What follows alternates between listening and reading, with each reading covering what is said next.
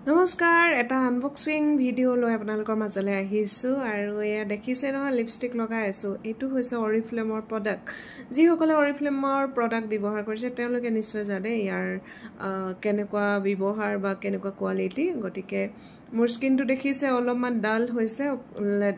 গৰমৰ কাৰণে পিম্পলছ উঠিছে যেটো মই এজ ৰিভাইভৰ প্ৰডাক্টটো ইউজ কৰি আছিলো গৰমত হেতু সুইটেবল নহয় মোৰ কাৰণে কিন্তু ঠাণ্ডা দিনত বিৰাটি পাৰফেক্ট হয় সেই কাৰণে ভাবিলো এবাৰ অকনমান প্ৰডাক্টটো বদলাই চাও আৰু এটো হৈছে milk and honey body scrub যেটো অল টাইম মোৰ ওচৰত থাকে খুব ধুনিয়া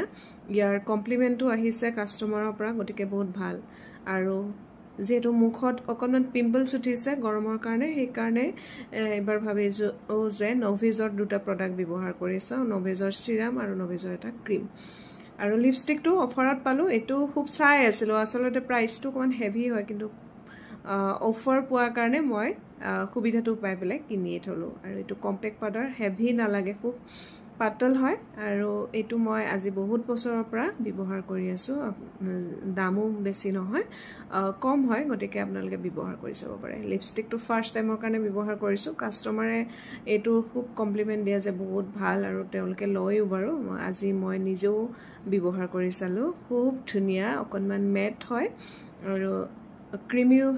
ক্ৰিমিও হয় গতিকে কোনো প্ৰবলেম নহব বহুত দেৰি থাকিব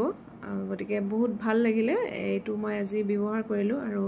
এতিয়ালৈকে মোৰ লিপষ্টিকটো দাগ যোৱাই নাই ইমান ধুনিয়া উঠল পৰা